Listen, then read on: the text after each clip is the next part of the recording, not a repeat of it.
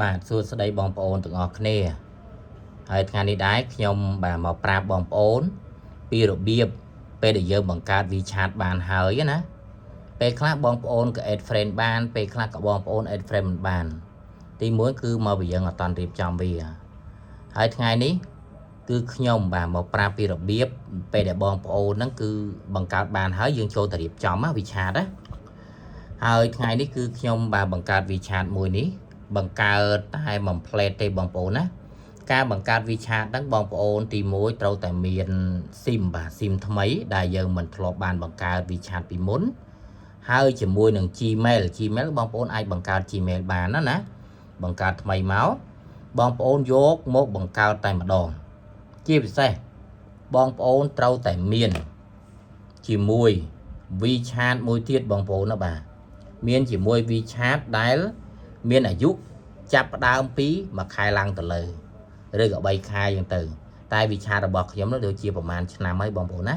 គឺអាចជួយ scan ទៅដល់ប្រិយមិត្តច្រើនណាស់ដែលគាត់ហ្នឹងតែងតែបានផ្ញើឲ្យខ្ញុំជួយ scan បងប្អូនត្រូវតែមាន WeChat មួយមកណា WeChat មកហើយ WeChat នេះខ្ញុំទៅតែបង្កើតបានមុននឹងបន្តិចទេបងប្អូនណាបាទបង្កើតបានមុននឹងបន្តិចទេហើយខ្ញុំបាន add បាទហើយមួយនេះគឺខ្ញុំបង្កើតមិញនេះទេបានណាអញ្ចឹងយើងចូលទៅរៀបចំ WeChat របស់យើងសិនបងប្អូនបាទជាដំបូងបងប្អូនចូលមកកាន់ WeChat របស់បងប្អូនសិនមកបងប្អូនឃើញទេទៅបង្កើតបានមិញនឹងទេហើយខ្ញុំក៏ធ្វើវីដេអូប្រាប់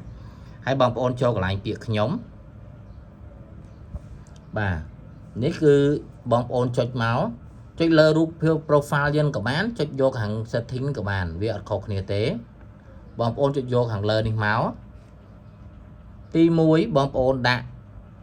profile របស់យើងទី2បងប្អូនអាចដាក់ឈ្មោះយើងបានបងប្អូនចង់ដាក់ឈ្មោះអីដាក់ទៅណាបងប្អូនណាដូចឈ្មោះខ្ញុំចេះគឺខ្ញុំដាក់អញ្ចឹងបាទហើយកន្លែងទី3នេះបងប្អូនគេសួរបងប្អូនណាបាទប្រុសឬក៏ស្រីបាទខ្ញុំប្រុសខ្ញុំដាក់ប្រុសតែបើបងប្អូនស្រីដាក់ស្រីទៅណាបាទខ្ញុំចុចលើកន្លែងប្រុសនោះមកបាទកន្លែងនេះតើបងប្អូនរស់នៅទីណាបើបងប្អូនមិនតាន់ដាក់ទីតាំងរបស់បងប្អូនផងបងប្អូនធ្វើមិននឹងអាច add friend ទៅគេបានអញ្ចឹងបងប្អូនត្រូវតែដាក់ទីតាំងរបស់បងប្អូនបាទបងប្អូនមើលភាសាថ្មីគឺកន្លែងនេះណាបាទដាក់មកបងប្អូនអូសមកបាទខ្ញុំនៅកម្ពុជាអញ្ចឹងខ្ញុំត្រូវតែដាក់កម្ពុជាបាទនេះកម្ពុជាបងប្អូនខ្លះគាត់តែងតែមានចម្ងល់គាត់ថាបោះគាត់បង្កើតបានតែ2ថ្ងៃ3ថ្ងៃមិនខូចបានតែ2 3ថ្ងៃមិនខូចដោយសារអីគឺដោយសារតែបងប្អូនគឺមិនទាន់បានរៀបចំកន្លែងហ្នឹងណាសំខាន់កន្លែងហ្នឹងផងបើសិនជាបងប្អូនមករៀបចំកន្លែងហ្នឹងទេគឺអត់បានទេបងប្អូនណាបាទគឺអត់បានទេត្រូវតែរៀបចំកន្លែងហ្នឹងនៅភ្នំពេញគេសួរបងប្អូនទៀតនៅម្ដុំណាបាទនៅម្ដុំណាបងប្អូនមើលទៅបាទអូសុំទោសបងប្អូនបាទច្រឡំអំបញ្ញមិញគឺខ្ញុំជ្រើសរើសបាទខ្ញុំជ្រើសរើសមិញគឺជ្រើសរើស Cambodia បាទរួចហើយគឺសួរបងប្អូននៅកម្ពុជាយើងហ្នឹងនៅក្នុងបាទខេត្តណាស្រុកណាបងប្អូនអូសមកខ្ញុំជាអ្នកភ្នំពេញអញ្ចឹងខ្ញុំត្រូវជ្រើសយកភ្នំពេញណាបាទបងប្អូនអាប្រទេសមានជ័យក៏ប្រទេសមានជ័យទៅបាទនេះឃើញទេលោតមកអញ្ចឹង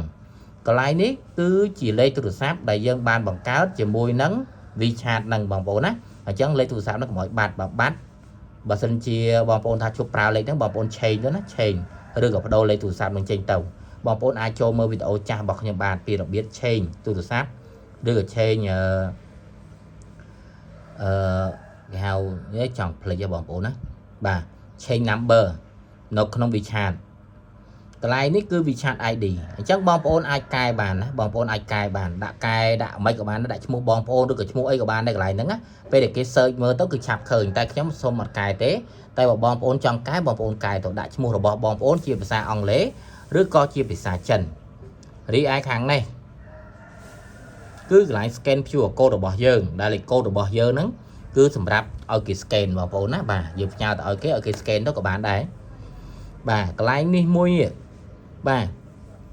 បងប្អូនចង់ដាក់ឈ្មោះអីគ្រួសារចង់ដាក់ឈ្មោះអីហ៎បាទ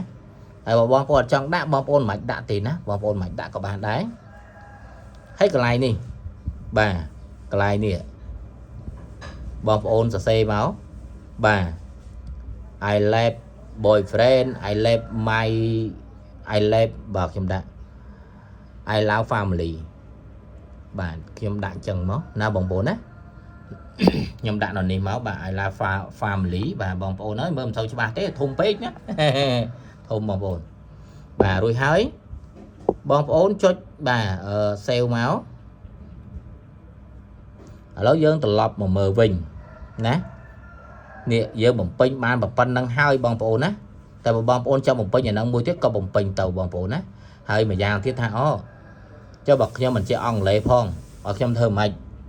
បងប្អូនអត់ចេះអង់គ្លេសបងប្អូនអាចយក translate យកមកបកប្រែបានណាហើយយើងធ្វើប៉ុណ្ណឹងហើយរួចរាល់ហើយតែបើបងប្អូនចង់ធ្វើឲ្យកន្លែង my address នេះក៏បងប្អូនធ្វើទៅតែខ្ញុំណែនាំថាមិនបាច់ចាំដាក់ទីតាំងនឹងទេព្រោះយើងអត់នៅជាប់លាប់ទេបងប្អូនណាពេលខ្លះក៏យើងនៅទីក្រុងភ្នំពេញពេលខ្លះទៅយើងទៅបណ្ដាខេត្តយើងមិនដឹងថាយើងនៅទីហ្នឹងជាប់លាប់ទេសំខាន់បំផុតបងប្អូនធ្វើយ៉ាងណាកុំឲ្យទៅបាត់លេខទូរស័ព្ទនឹងទៅបានណាកុំឲ្យបាត់លេខទូរស័ព្ទនឹងហើយឥឡូវហ្នឹងអាប់ដេតថ្មីបងប្អូនគួរតែនិយាយប្រយ័ត្នប្រយែងបន្តិចបើសិនជាយើងវយជាសំឡេងទៅកាន់មិត្តរបស់យើងណាហាមនិយាយពីប្រមាថបងប្អូនគេហៅថាការនិយាយប្រមាថគ្នាទៅវិញទៅមកអាហ្នឹងក៏ខាងគេហ្នឹងក៏បែងដែរបងប្អូនណាបាទអញ្ចឹងបងប្អូនមកមើលទៅតែប៉ុណ្ណឹងទៅគ្រប់គ្រាន់ហើយឃើញទេឬឲ្យបងប្អូនចេញមកវិញមកណាចេញមកវិញឲ្យផុតយើងបានរៀបចំកន្លែងនេះហើយ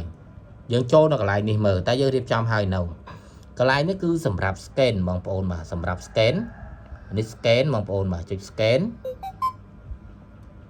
បាទរួចហើយកន្លែងនេះគឺសម្រាប់បងប្អូន add friend ដែលអ្នកនៅក្បែរយើងណា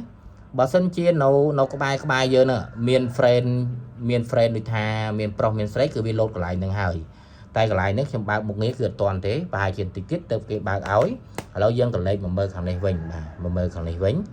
ទូចស្រួលមើលនេះបងប្អូនបាទនេះខាងនេះអត់តាន់បើកទេតិចទៀតបានបើកណាបងប្អូនណានេះគឺពួកគាត់ទាំងអស់ហ្នឹងគឺនៅក្បែរខ្ញុំទេមានប្រមាណម៉ែត្រមានអីចឹងណាគឺមានតិចទេណាហ្នឹងហើយបងប្អូនទាំងអស់គ្នាហើយបើបងប្អូនដែលមិនទាន់ចេះបង្កើតណាបងប្អូនអាចចូលទៅមើលបាទពីរបៀបបង្កើតរបស់ខ្ញុំបានគឺនៅក្នុងបាទ channel YouTube មួយហ្នឹងហើយជាពិសេសបងប្អូនអ្នកដែលបានបង្កើតហើយខ្វះជាមួយអ្នក scan អត់មានអ្នក scan ឲ្យបងប្អូនចង់រកអ្នក scan